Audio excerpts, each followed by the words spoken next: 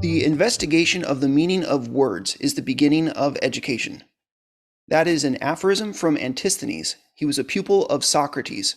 If it is true that the beginning of education is the meaning of words, then the completion of education is to understand not only the meaning of individual words that we use, but also to understand how words function in human life, what they do, what the rules are for using them in a way that corresponds to reality. Words are symbols, auditory and visual symbols that stand in most cases for concepts, except for proper names. Any word is a concept. A concept is an abstract idea or a general notion. So how do our words, how do our concepts relate to reality? That's the topic of our discussion today. Can we show that our words accurately correspond to reality? In other words, that they're true. And can we do it exactly or merely approximately? Is there a way to justify a generalized claim that something is true and to be able to say, I'm certain of it? That's what is at stake here, and that's why we need epistemology. I'm Cody Leibold, and welcome to the Objectivism Book Study. This is our 8th meeting. We're starting Chapter 3 in Leonard Peikoff's book, Objectivism, the Philosophy of Ayn Rand. The title of this chapter is Concept Formation. This book study is aimed at equipping Christians who believe Christianity should be rational. We're studying this philosophy, objectivism, the philosophical system of Ayn Rand, as presented by Leonard Peikoff, to explore areas that we might agree or disagree, and to become intellectually equipped to offer Christian responses to false ideas prevalent in the church today, especially including ideas related to postmodern subjectivism, skepticism, Van Tillian presuppositionalism, which is an attempt to combat skepticism that fails because it does not reject the fundamental premises of David Hume and Immanuel Kant. So as we proceed through this material, we're going to learn how it can be helpful that Ayn Rand's ideas can help us understand the errors that Van Til and presuppositionalism make. We can learn how to answer them. Now, according to Leonard Peikoff, the goal of this chapter is to face the fundamental problem of epistemology, how to ground concepts themselves in the nature of reality. This validates our claim that our words correspond to reality and that there is a way that we can actually know it. The reading this week is from page 73 to 81. And that's going to include the introduction and a subsection called Differentiation and Integration as the means to a unit perspective. So unit perspective is the main theme from the reading this week. When you understand this material, you're going to have a robust understanding of the nature of man, the role of reason in man's life, and as Peikoff is going to point out later on, of the validation of conceptual knowledge, the validation of reason itself. So if you're watching this right now, please give it a like or a share or a comment, anything that will help us get more engagement wherever you're watching it. This could be on YouTube later or on a podcast feed. Share it with somebody. That's the only way that we get to reach more people. And also, you can register to join us for upcoming discussions. Just go to christianintellectual.com/objectivism. To introduce the importance of this material, I want to read something from an upcoming section. It's not the reading from this week. This is Peikoff explaining the importance of this material, because we really do get into the weeds in this chapter. I figured it'd be a good idea to show you why this matters. So this is from page 89. Peikoff says, what is the practical purpose of the objectivist theory of concepts? In part, the answer is that philosophers have to know the mathematical aspects of concept formation in order to define the rules to guide the conscious aspects of a thought process, the ones that are within man's deliberate volitional control. In deeper part, the answer is that the theory of measurement omission is essential to the validation of conceptual knowledge and therefore to the validation of reason itself. In the long run, a scientific civilization cannot survive without such validation. So long as men remain ignorant of their basic mental process, they have no answer to the charge leveled by mysticism and skepticism alike that their mental content is some form of revelation or invention detached from reality. The best among men become paralyzed by doubt, while the others turn into mindless hordes that march in any irrationalist era looking for someone to rule them. On page 90, he writes, what the objectivist theory of concepts accomplishes practically is the defense of man's mind on the level of fundamentals, along with the philosophic disarmament of its worst enemies. The key to this historic achievement lies in Ayn Rand's demonstration that concepts are based on and do refer to the facts of reality. A concept is not a product of arbitrary choice, whether personal or social. It has a basis in reality. A concept denotes facts as processed by a human method. And so in the reading today, we will begin to see how this theory of concepts works. We're not comparing it to other theories yet. We're not fleshing out all of the implications of it, but we're beginning with understanding the theory of concepts. A helpful thing to understand is that it is actually an accomplishment to identify the fact that the key to having a epistemology that works is to have a good theory of concepts. So one of the things when I started reading this is I was asking myself, why theory of concepts? Why is that the first thing that we're talking about in epistemology? And to frame it, whenever we, as human beings, whenever we try to make arguments to other people or to make claims, we're working with concepts and with propositions. Propositions means a sentence that says, this is generally the case, or this is true of this. But in order to be able to do that, we have to use concepts. So the very starting place, if we are going to make claims, if we are going to advocate for something being true, is that we have to have concepts. And we have to be able to show that those concepts are reality-based. And that's important because if somebody disagrees, you need to be able to account for where you got your claims. That's what we're doing here, is we're accounting for our claims. If you believe in truth, then concepts matter. That's as far as I'll go on the introduction. We have a couple of questions that I wanted to point out. One question came in. Let me see if I can find it real fast. It was topic for discussion. How does the Christian view of percepts and of concepts with the soul relate to Rand? Rand is an atheist. So how would she argue for her view of concepts existing in the mind, and how should we respond? So these are the kinds of questions that come up, especially about 50 pages in, when we get to the discussion between nominalism, realism, and objectivism. That's the way that Peikoff would frame the alternatives. And typically he's going to say that there's one view historically that tries to uphold the role of reality, but that subverts the role of reason. And he's going to say that there's another view historically that tries to uphold the role of reason, but that subverts reality. And objectivism is attempting to uphold both and subvert neither. That's how he's going to frame it. And he would call that the realist school and the nominalist school. And he would say that his view is the objectivist school. There's a lot of other terms that we could get into that are going to help us understand that. But that's one question. And we can, if you'd like to, Chad, you're the one that asked that, you could articulate the question more. Is that something you want to come on video right now and ask, or should we move forward in the book? My video is blocked, and that wasn't me. It's okay. That wasn't me that asked, but I am curious about that. Yeah, let me put you on co-host. Cool. There you go. Cool. Yeah, that wasn't my question, but I did have that question as well. I've been thinking. Oh, that was Jacob. Yeah. Yeah. But I have been thinking that throughout our discussions, like how would we argue for the soul as Christians believing in the soul, and extrapolating out evidence for the soul. So if we touch on that, that'd be great. But yeah, that was Jacob. I think it's. Yeah, Jacob Karn was the one that asked that. I just realized. Okay, so you're asking, how does this all interrelate to the soul? Any thoughts that you would want to share on that topic, just to help me understand exactly what your question is? Oh, okay. Well, I didn't put enough thought, I think, to formulate it well, but let me try to frame it. It seems as though when he is limiting the amount of evidence to restrict what reality is in the book, he doesn't leave much room for what we would look for evidence of reality of the soul or a spiritual. And so I'm wondering how we would argue on evidence, and what I would lean towards is that I would have to reject the framework first that he's trying to restrict the argument into, and then and try to formulate a wider arena of information, and then build from there. But what are your thoughts on that? It seems like your point here is that he is defining the spiritual realm and the idea of God out of existence at the very beginning. And I think that that's a problem that objectivists sometimes fall into, but I don't know that I disagree with his assertions about concept formation and how that connects to observation in this specific chapter.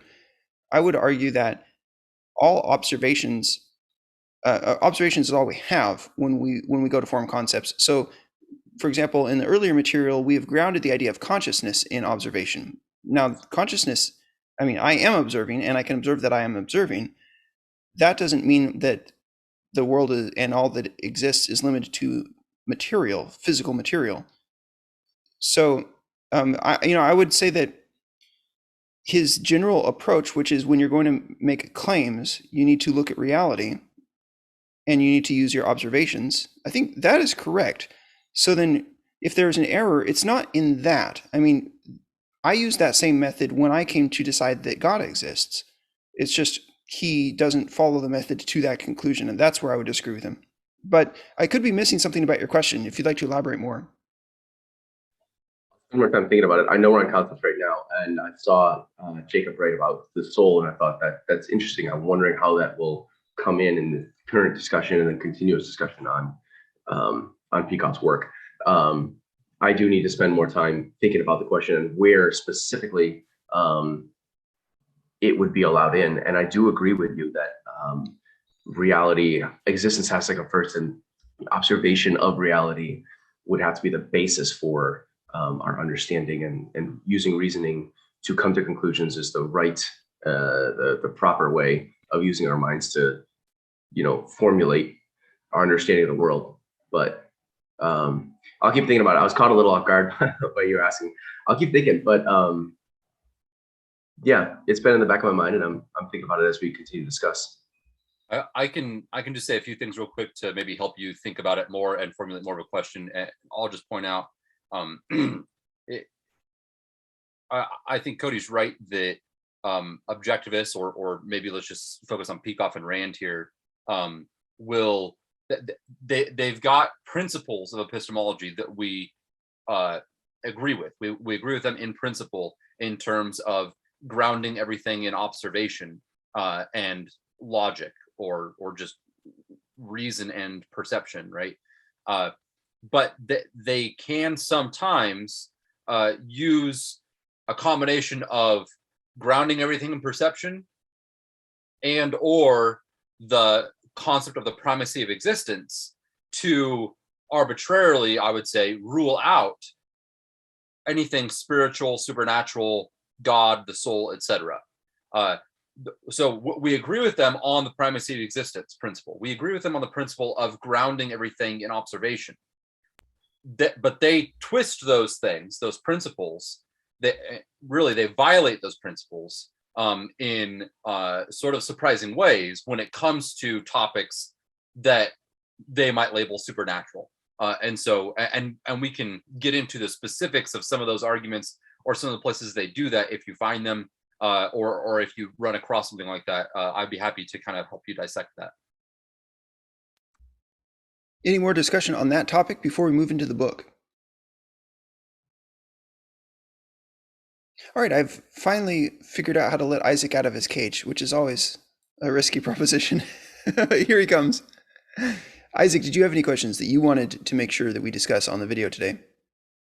Not at this point. All right. Well, let's go ahead in the book then. So we'll start with our discussion on, page 73. And I'm just going to review some of the material in here, and feel free at any point to jump in. I don't have a whole bunch of things to say about it because I find the material this week, although it is technical, it's not controversial to me. And I think, Jacob Brunton, would you say that the same thing, that the description of how our concepts are formed is correct, fundamentally?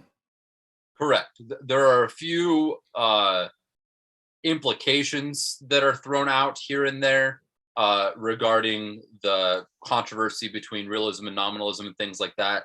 But he really doesn't get into the substance of that debate until the next section.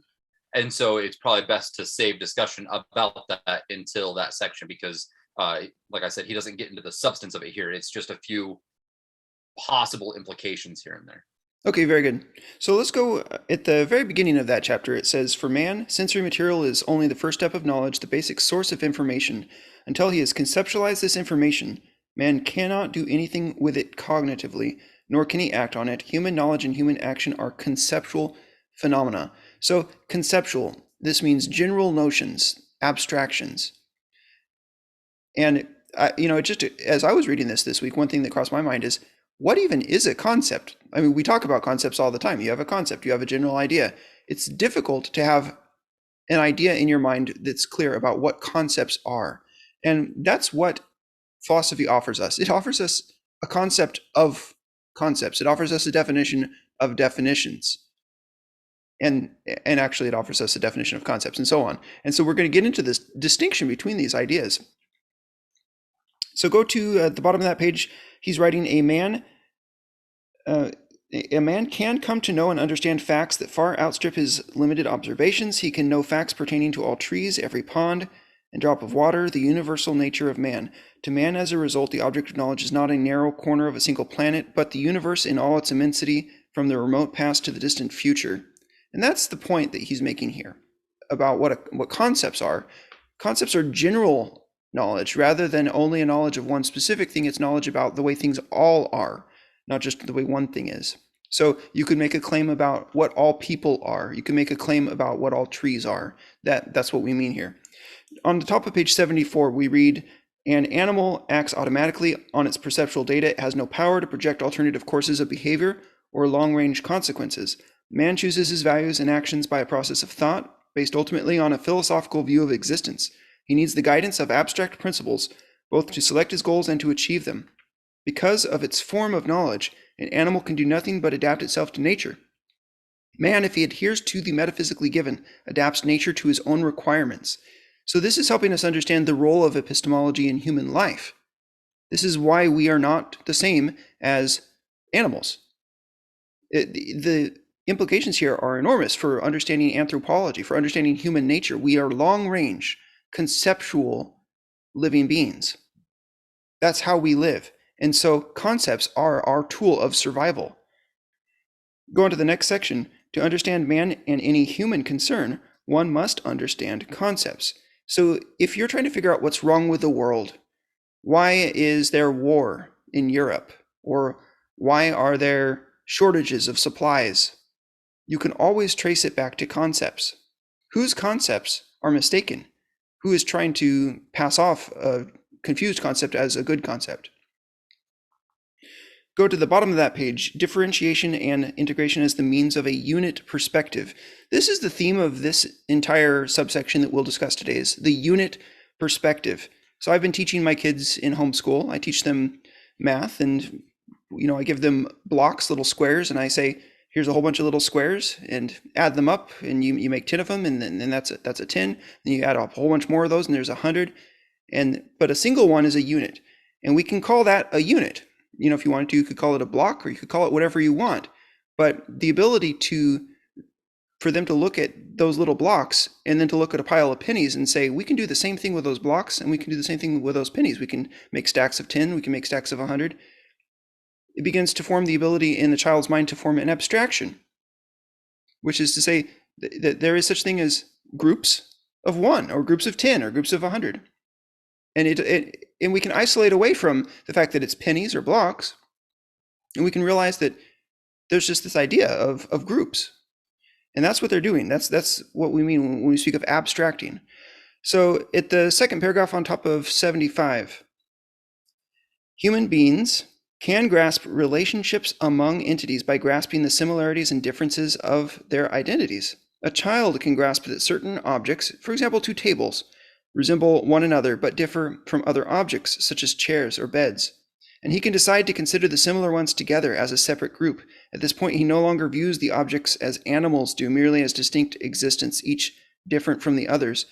Now, he also regards objects as related by their resemblances. And this is a joy as a father to watch your young children begin to form concepts when they realize that there's people and there's animals and that there's toys, and that toys might look like animals, but they're not. And they spend all day thinking about it. This is really fun to watch them because they're conceptualizing and they're working it over again and again in their mind. They're trying to realize that's a dog, but it's a stuffed dog. That's not a real dog. Or in the case of my 7-year-old, he'll be saying things like, if a person is a bad guy, then he's not a good guy.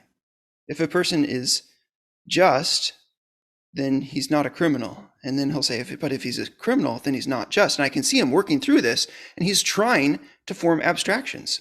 That is a philosophical perspective. And that's just what people do.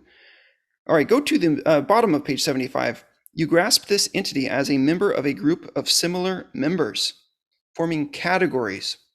The implicit concept represented by this stage of development is unit. A unit, in Ayn Rand's definition, is an existent regarded as a separate member of a group of two or more similar members. So whether it's classifying some people as good guys and some people as bad guys, some people as friends, some people as strangers, classifying different kinds of food as either fruit or vegetables or as things I like or things I don't like, grouping things in order to understand them. That's what we're doing. Any comments on that before I move forward? So at the bottom of page 75, the ability to regard entities as units is man's distinctive method of cognition. And then skip to the very bottom, it says, a man can say in effect the similarities among people are so great and their differences from cats et al. Are so striking that I'm going to segregate the people mentally. I will continue to regard each person as a separate entity, but not as an unrelated entity. I will regard each of the members of a group of similars as a unit. Given the unit perspective, Peikoff writes, man can pursue knowledge purposefully. And so this is something that we do, is we form mental policies, like a standing policy in your mind. Whenever I learn something about people, as opposed to trees, as opposed to machines, whatever, I'm going to integrate that observation that I've learned about people to all people, not just to one person or another person. For instance, if it's true that Daddy is capable of turning on light switches and fixing things, then perhaps it's true that Mommy can too. It's just that level of generalization. My son has never seen my dog fix a light bulb. So in his mind, it's just not a possibility that a dog can fix a light bulb. He's formed a generalization, though, that perhaps this is the kind of thing that people can do. So this is what Peikoff says. Given the unit perspective, man can pursue knowledge purposefully. Since he treats the objects in the segregated group as units of a single concept, he can apply to all of them the knowledge that he gains by studying only a comparative handful, assuming he forms the concepts correctly. He's capable of induction. And so a concept is a generalized notion, like we've talked about. Induction is generalization. These are important definitional things that you have to understand if you're going to be engaging in philosophy. Induction means forming generalized statements. Famous example of induction is the idea of, all swans are white, which turns out to be a false induction. But whenever you want to say of anything, all S is P, all subject is predicate, then you're going to be making an induction. And as you can tell, it would be impossible to have any kind of logical statements at all, any kind of logical deductions, if we didn't first have statements in that form of all S is P, generalized statements. So induction is the beginning of knowledge, and deduction is only the payout of induction. That could be controversial. Any thoughts on that before I move forward? I think the key is to understand, because there's a lot of controversy around this topic in academia, in academic philosophy. And I think that the helpful thing to understand is that we discover what is true about the nature of a given thing through induction, through observation, right? There's no other way to discover what the nature of a thing is. But once you've identified the nature of a thing, then you can deduce other things about, or you can deduce things about other things in that class that share the same nature, right? So you're right, induction comes before deduction, and induction typically happens with a select few of a group, right? Specific units, but then based on what's gathered there, you can then deduce to other things in the unit, provided that you've accurately identified things that are essential to the nature of the thing that you're talking about, rather than non-essential attributes or accidental, you might call them accidental attributes, which aren't true about everybody, right? So, for example, maybe the only two men you've ever seen are Chad and Cody, and you might think, oh, okay, all men have brown hair, and then you come across me and you're like, what the heck? What are you? you're not a man, but you're not a woman, so you must be this third thing. And that's how you realize, oh, okay, I've incorrectly formed my concept of man here because I've included a non-essential attribute. So that's something that is helpful and important that I'm sure we'll get into later in the book. Thanks for that. So let's go to page 76 in the middle.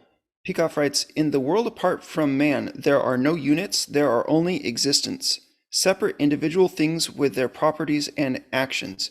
Jacob, would you agree with that or disagree with that? That there are only existence, only separate individual things?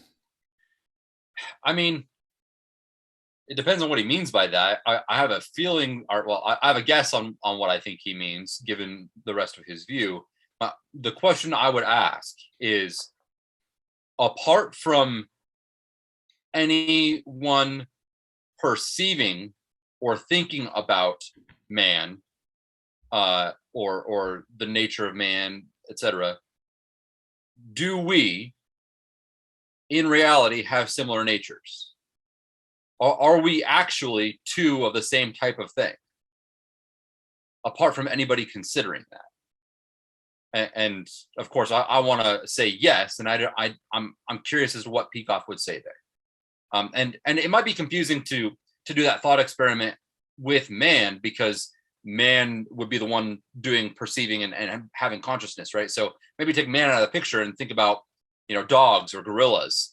The same question sort of stands. Take any two dogs. Are they two units of the same type of thing? Do they actually in reality share a similar nature, whatever you want to call it, even if there were no men around to observe it and to classify them as such? So I think that's the question there, and I'm not sure how Peikoff would answer it. When I look at that question, which we will get to more when we get about 50 pages further in to the discussion on nominalism, but the way I'm going to look at that, Jacob, is probably different from the way you look at it. I think I tend more to side with Peikoff, but we'll have to see. But what I would say is, when you're asking that question, you're saying, does the similarity exist in reality? And I'm going to say that formulation is potentially misleading, because I would say that similarity is a human perspective. And it could be that, God sees that same thing, so it could be a God perspective as well. And then that leads us into questions regarding, the Platonist theory.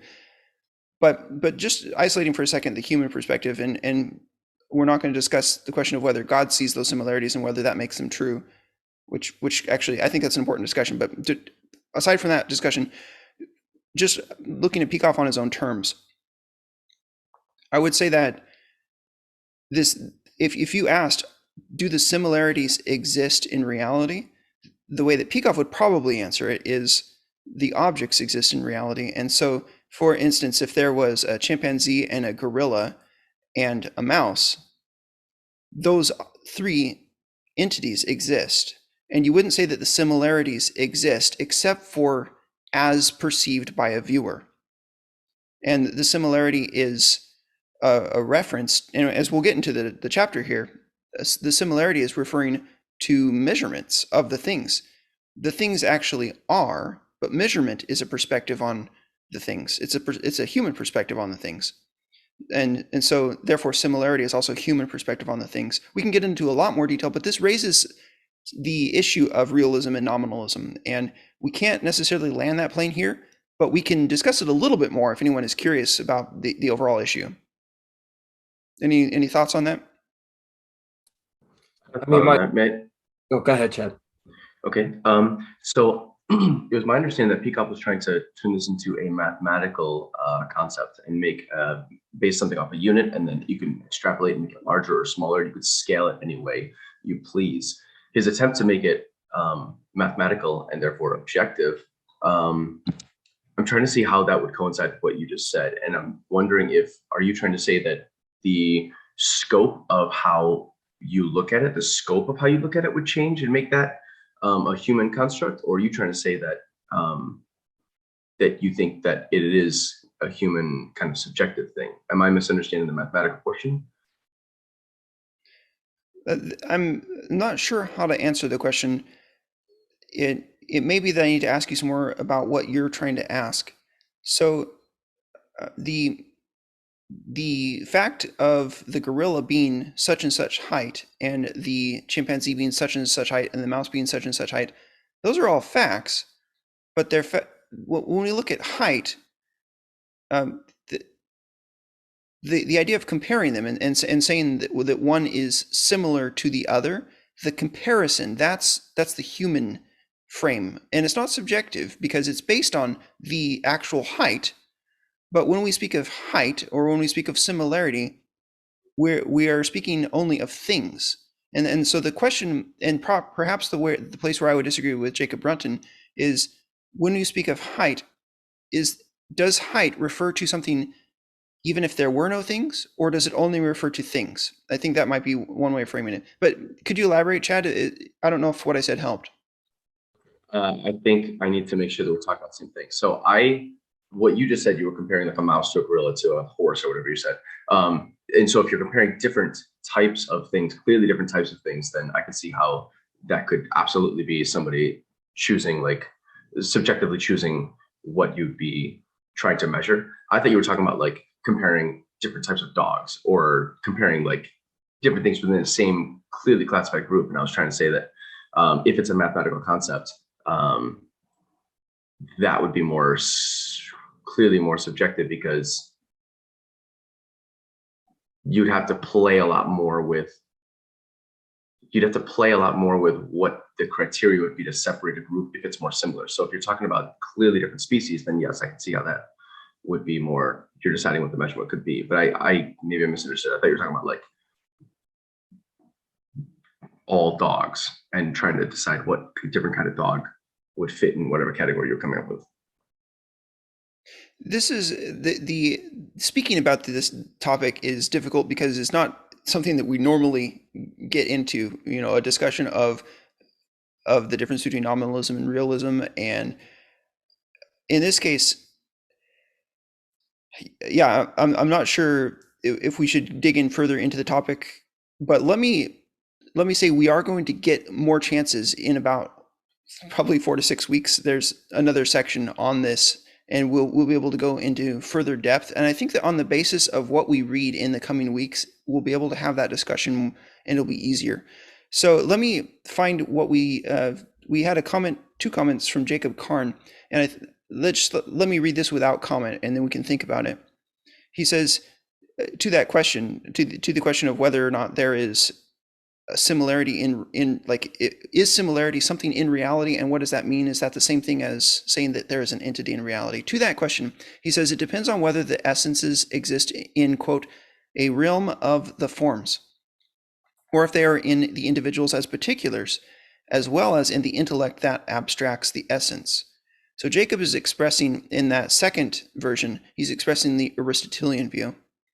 And then he also comments, this also depends on the difference between essential attributes and accidental properties like height, hair color, etc. And so, yeah, he's well read in Aristotle and in Aquinas, and so that's coming through there. And Peikoff will comment on Aristotle at some point, and he'll say, this is why we think that what he did was great, and then here's a small qualification on why we slightly disagree with him. Anything you wanted to add on that, Jacob Karn? Feel free to come on video today if you'd like to. All right, let's move forward.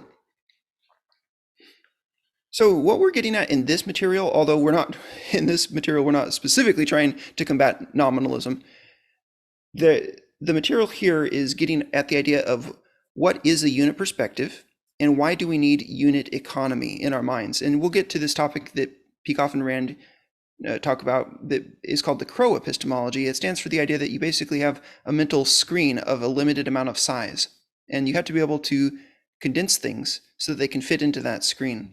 That's the unit economy principle. So in the middle of the paragraph there,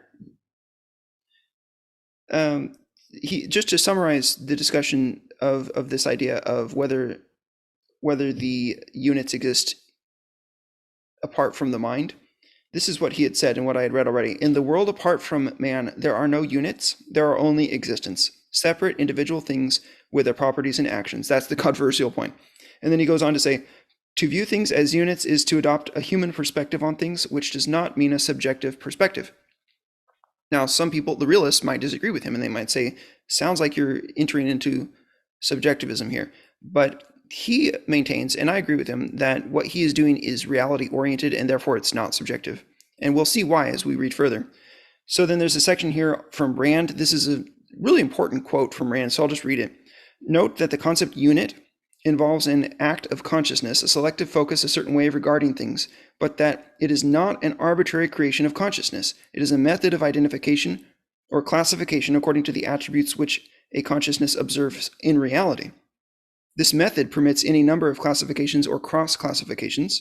One may classify things according to their shape or color or weight or size or atomic structure, but the criterion of classification is not invented. It is perceived in reality.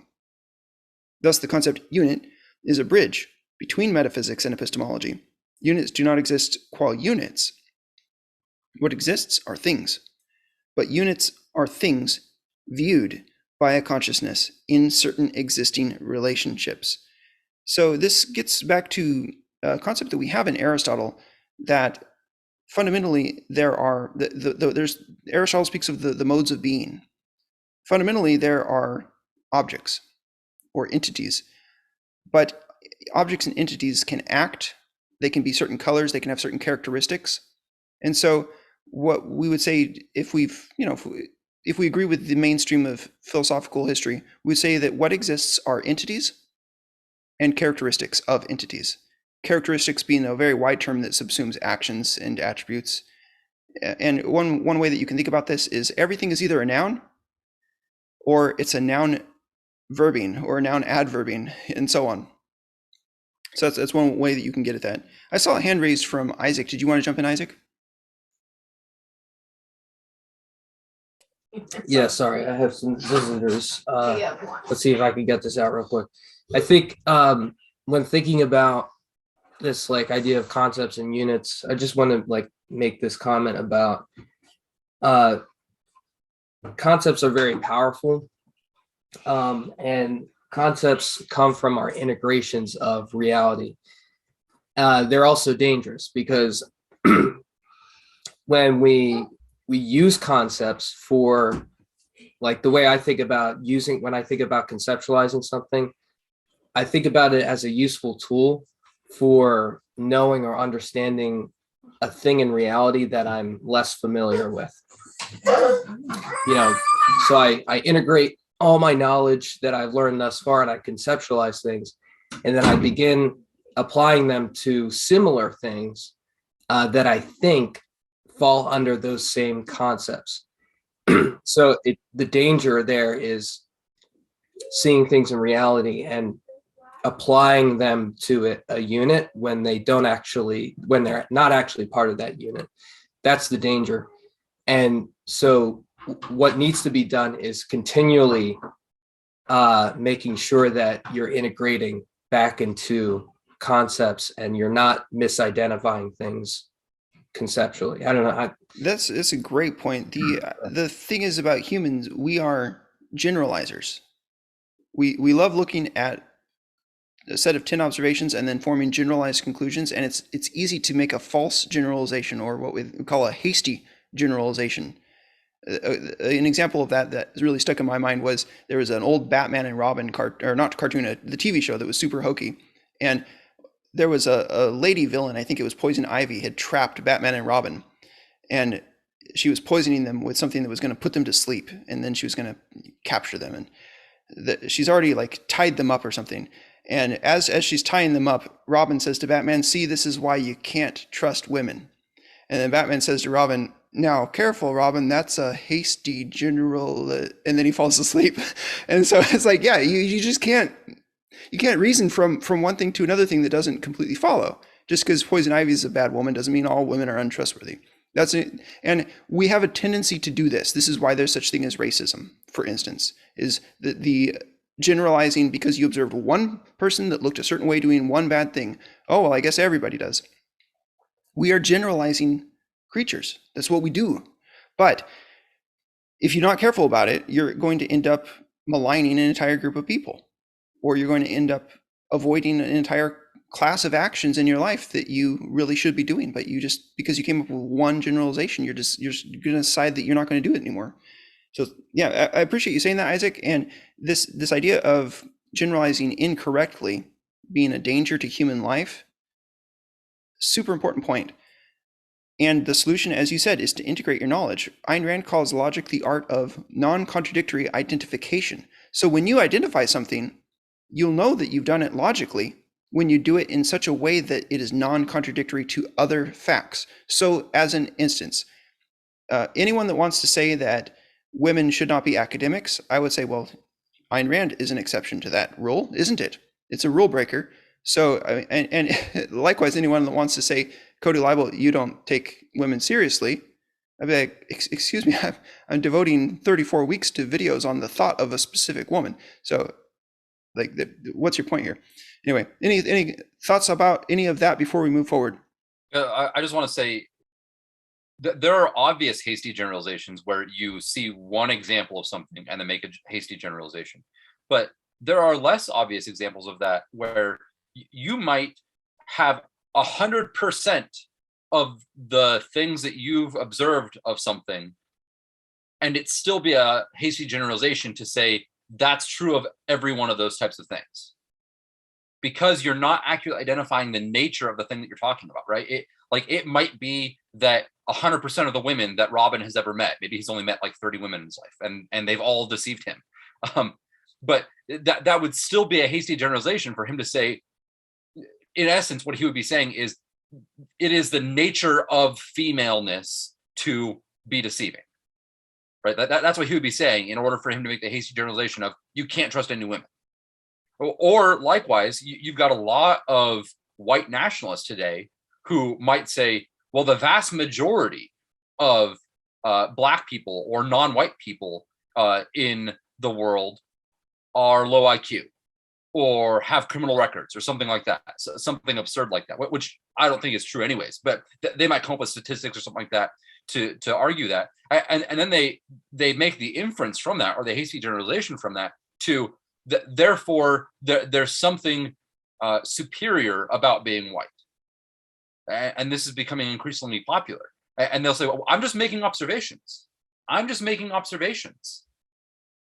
And when in reality, they're making hasty generalizations based off of observations, quote unquote observations. And there you have to call them on the fact that they are not identifying the nature of the thing that they're talking about. Human beings. Human beings are not materialistic or not caused materialistically, right? And they are assuming a materialistic causal view of humanity, where your genes and your skin color determine the way that you're going to act and interact with the rest of the world and with society. And that's just not true. It's a very false and unchristian view, which a lot of Christians today are championing. So I think those are other more serious examples. But it's important to realize that it's not just that it's one that you see. It could be 90 to 100% that you've seen, and it still be a wrong generalization because you're misidentifying the nature of the thing involved. Well said. Yeah, and even if you can show that statistically there is a difference in behavior of one group to another, for instance, from men to women, there are vast differences in the kinds of choices that they make or the kinds of things that they're interested in. That does not show that, therefore, a woman who's a trombone player is going to be a bad trombone player or philosopher or anything like that. And it's an irritating quality of Christians in the subcultures that I've witnessed, to make these hasty generalizations about women or to make hasty generalizations about other things that are just lazy. And I think that it's because of that laziness that we get this pushback from the woke people. And the woke people are saying, no, you've got a problem because the way you see the world is wrong. And well, if people had been more careful about their generalizations, then perhaps we would not have this battle going on that we do right now. All right, well, let me go to the next page, 77. We read that concept formation, it has two main processes involved, and Peikoff describes those as differentiation and integration. So differentiation is easy. Anybody can see that two things are not the same. But integration, how do you account for integration or for saying that two things are similar?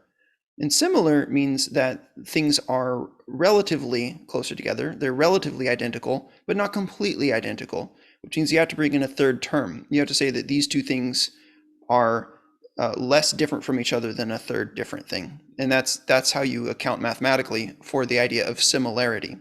An instance of this would be if you have a note on the piano that's here at the keyboard and then here, and then you have another note that's way over there. You can say that the difference between these two is relatively small. So relatively small difference as opposed to a third thing. That's similarity. So then he goes on in the bottom of this page, he describes how we begin the formation of a concept by isolating a group of concretes. We do this on the basis of observed similarities that distinguish these concretes from the rest of our perceptual field. The similarities that make possible our differentiations, let me repeat, are observed. They are available to our senses without the need for conceptual knowledge. This is an important point. We can observe similarities without using conceptual knowledge. Why does he point this out, that you can observe similarities without having conceptual knowledge? Well, it's because if you needed conceptual knowledge to observe similarities, that would put you in a position of an infinite regress. Where did you get the conceptual knowledge? So we get the conceptual knowledge from observations. That's the point that he's trying to make. He also points out this is not automatic. This is why it's different from perception. It's not automatic. We choose to view things in categories. We choose to identify, I'm going to treat these, my mom and my dad as fundamentally different from my dog. When we choose to do that, that's a standing policy that you create in your mind, and that's a concept. Bottom of page 77, the distinctively human element in the above is our ability to abstract such similarities from the differences in which they are embedded. So my son looks at his mother and his father, and he says they look very different, but for the sake of my thought processes, I'm going to treat them as, in most contexts, fundamentally similar, as opposed to the dog, as opposed to my toy. At the top of page 78, abstraction is the power of selective focus and treatment. It is the power to separate mentally and make cognitive use of an aspect of reality that cannot exist separately.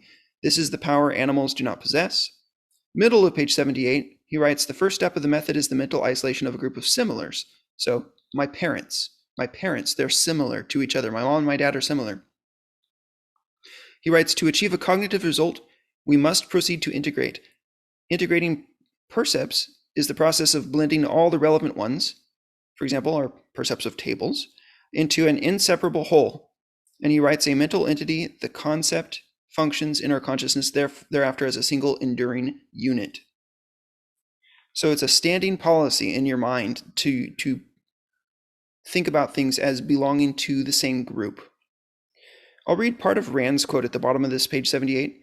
An arithmetical sequence extends into infinity without implying that infinity actually exists.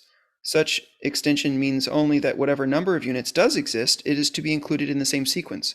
So for instance, suppose that my son observes that he has a father and a mother, but his friend down the street also has a father and mother, and he's observed this pattern several times, and he realizes it's possible that any number of my friends could have fathers and mothers.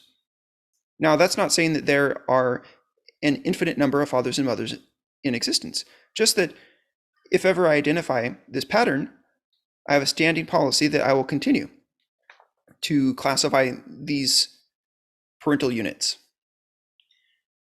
So that's what we mean when we talk about the standing policy. And then Rand writes, the same principle applies to concepts. A concept man does not and need not specify what number of men will ultimately have existed. It specifies only the characteristics of man, and means that any number of entities possessing these characteristics can or is to be identified as men. So there's a metaphor that we use, that the objectivists use when they talk about concepts. They consider similar to a file folder.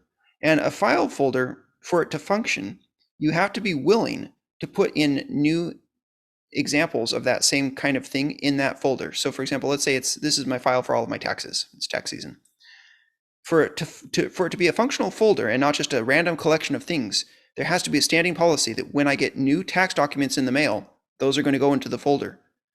So the folder does not, as the nominalist would say, just reference whatever human beings happen to choose. The objectivists are going to maintain that the folder has to be a policy, and the policy has to be based on observations. If it's from the IRS, it does go in this folder. That's a rule, and that's what makes it function as a concept. I've been listening to Greg Salmieri's material. He has an introduction, like a survey of objectivist epistemology. He also has a lecture series called something about hierarchy of knowledge. Both of these are quite helpful on these discussions of the theory of concepts. So I'd recommend those if anyone is interested. And I might just point out at this point something from Salmieri. So let me read this quote and then I'll comment on it. This is where the Van Tillians get hung up. And so I'm sharing this with you because I wanted you to see this is something useful for us, specifically Christians. So Greg Salmieri writes, "It's a big deal in philosophy. How could it be possible that the case that how could it possibly be the case that perceptual knowledge is justified on the basis of perception, which perception is not itself propositionally structured?" He says this is a major issue for philosophers, but it's only a major issue because they don't have a theory of concepts that tells you how you can get to concepts from perception. Really, once you have a theory of concepts, there's nothing to this.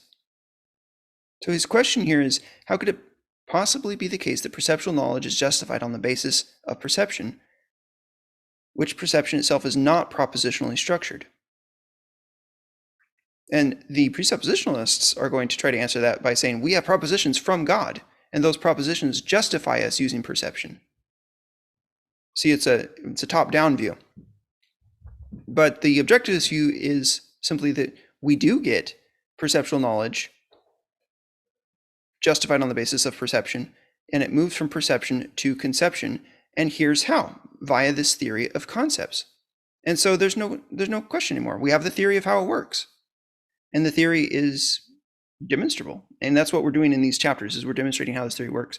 So if this, I propose to you that if chapter 3 in this book is correct, essentially, then the entire project of Van Til is unnecessary. That's the import of what we're doing here. Comments on that before I move forward? I just think it's funny that entire view, the what you're referring to as a precept view, but it precedes presuppositionalism, and there are a number of historical views similar to it. It makes perception pointless. Like it basically says all of the knowledge that you need about reality is downloaded into you, or uploaded into you through the Holy Spirit, or whatever the method is, right? And then you perceive after the fact as a sort of just running through the process of that information already being in you. So you're not reasoning from that information. You're just using it, and it turns into, and we've talked about this a little bit recently on social media. It turns into a situation where all reasoning, especially engaging in rational discussion with other people, is just post hoc rationalization. It's all about subjective manipulation, and this is a postmodern view of reason being word games and being power plays, because it's not about actually trying to change somebody's mind, because the mind doesn't form conclusions based on reason and observation. Those things are ancillary to what determines what you're going to think, which is just what's downloaded into you or what's just innately known.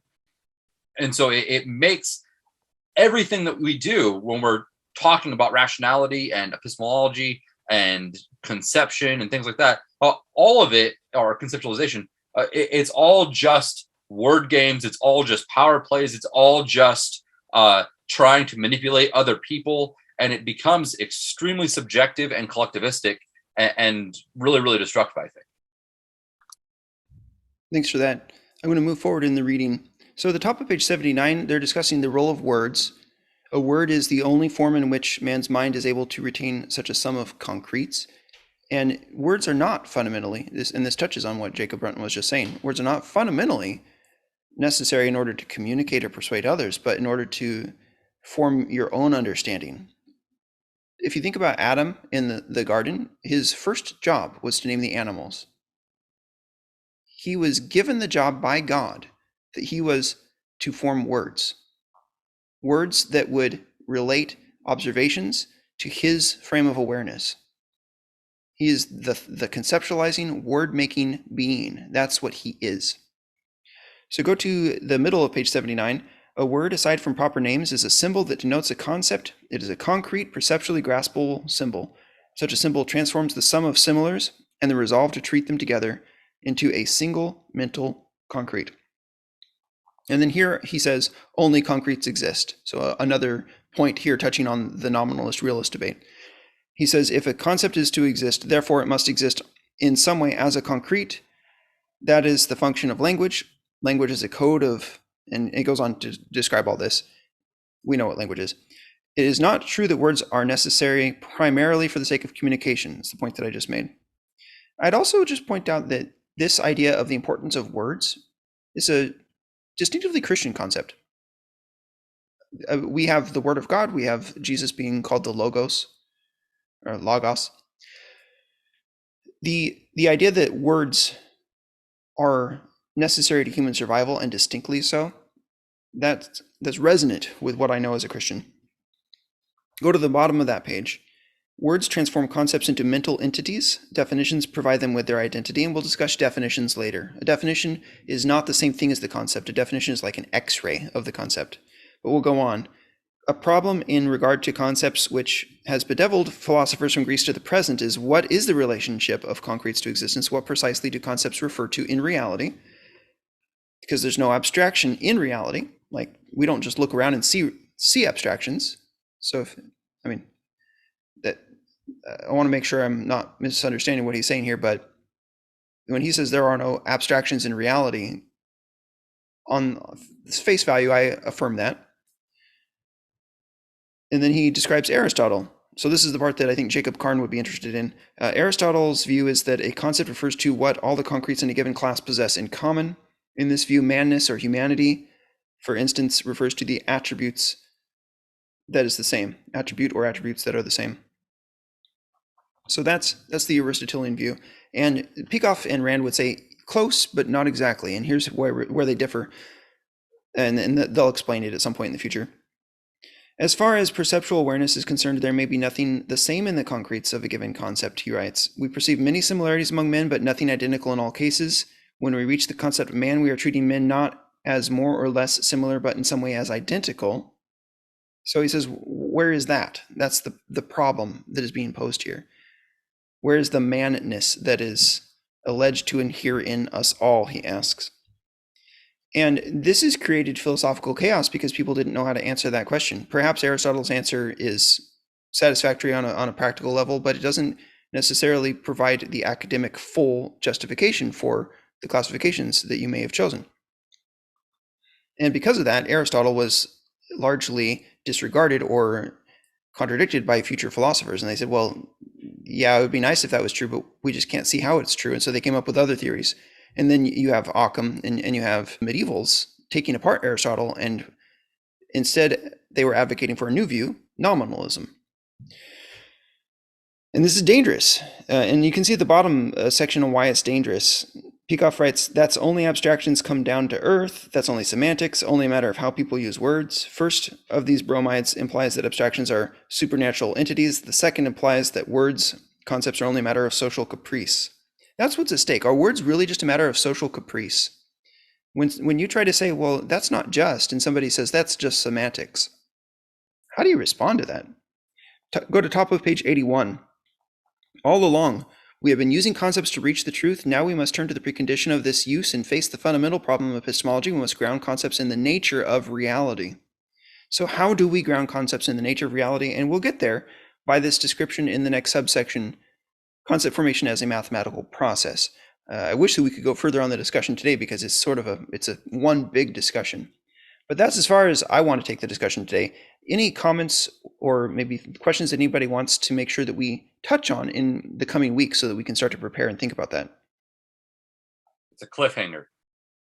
I think one thing that is helpful to keep in mind as we continue this discussion is I think Peikoff too closely ties epistemological issues to the metaphysical issue here on this debate between nominalism and realism. So in Peikoff's mind, he seems to think if realism were true, then mysticism would follow, where mysticism means an epistemological method which denies reason as our sole means of knowledge, which denies observation as our method of justifying our concepts and things like that. Where if realism is true in his mind, then something like that mystical download of knowledge about concepts also has to be true. It's sort of like a package deal. And I just want to say that's not the case. You don't have to accept that package deal that I think Peikoff might be assuming.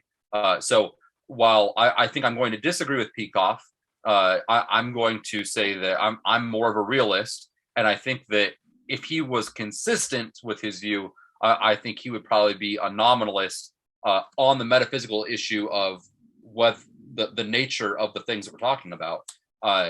It's important to say that we can both sides can agree on the epistemological issue of how concepts are formed, how they are justified, how our knowledge is justified, etc., in a very non-mystical, reason-based approach. Thank you for that. And I would add that as Christians who are interested in philosophy, that which is at stake in the disagreement, potentially between what Jacob Brunton just said and Leonard Peikoff, is of less significance than it would be if you were coming at this as an objectivist, I think. And the reasons for that are that what we are attempting to do as Christians is to make a case for the fact that there is the potential for human beings to be certain of things. Subjectivism or relativism or skepticism are ideas that as Christians we can and should reject. And what we are doing as Christians, using some of Ayn Rand's ideas coming into this, is saying here are some problems with Vantillianism, that we would use what has been said here to show why Vantillianism is not correct, and to show why the motives of the realists and of the objectivists on this issue are correct. And that in itself is valuable, whether or not the realists or the objectivists end up being correct. We're trying to establish the motive there. All right, let me wrap up our discussion. So we are here defending objectivity and a philosophical system based on objectivity. This is the system that is necessary if Christians are going to answer postmodernism, Kantianism, the Marxist trends in the church, the Hegelian trends in the church. This is if we want to have a robust philosophical Christian response that pastors have not been providing. In other words, what we need is epistemology. We need epistemology as Christians. And that's why it's worth it for us to spend 34 sessions discussing this philosophical system. The Christian influence industry is not doing this. There needs to be a replacement of the Christian intellectuals, of the Christian academics for the most part, and of the Christian pastors for the most part, because Christian pastors do not know how to think in fundamentals. And they're being tossed this way and that by every trend. So we're working on deprogramming the Kantian assumptions within Christianity. That's what we're doing at christianintellectual.com. That's our goal. We're applying it, and podcast after podcast, video after video, we're attempting to show how this objective approach to thinking about the Bible and about our observations works. We're attempting to make a philosophical approach to Christianity possible so that we can combat Marx and so that we can combat Kant. Let me give you just a little illustration of the need for these kinds of things. There was somebody that was on Twitter the other day, and he pointed out this, and I disagree with his statement here. He says, the overzealous debate by Reformed over their apologetic methods is a mass exercise in rearranging the deck chairs on the Titanic. The neo-Reformed movement is inundated with worldliness, lack of ethics, and semi-charismatic worship. They won't keep the next generation, and it'll end. And I answered him, I said, because truth matters, epistemology matters. If there's going to be a God-glorifying future for the existing evangelical movement in the US, it will need to become a movement that embraces objectivity. And he says epistemology matters in as much as it's applied. It doesn't do any good to have great epistemology that stays in the reasoning stage and is never acted on. My answer to him was, everyone uses thinking methods in deciding what to believe and in communicating about it. Problems in the way that people think reduce to poor thinking methods. Problems in society reduce to how people think. If true methods are not championed, false ones take over. And that is why dishonest or confused methods of thought, especially methods about important topics like the existence of God, should be exposed and challenged. And that's why epistemology matters. That's why the battle against presuppositionalism in the church matters. We have to defend a system of objectivity. And that's what we're aiming to do here. And so if this is something that you believe in, make sure and share this. Consider becoming a patron. You can go to christianintellectual.com/Patreon. But if you would like to sign up for this discussion series, this is free and anyone is welcome to join. You can find the material at christianintellectual.com/objectivism to enroll or to get all of our replays. You can also get our email updates more generally at christianintellectual.com/subscribe. So thank you for joining us this week, and God bless.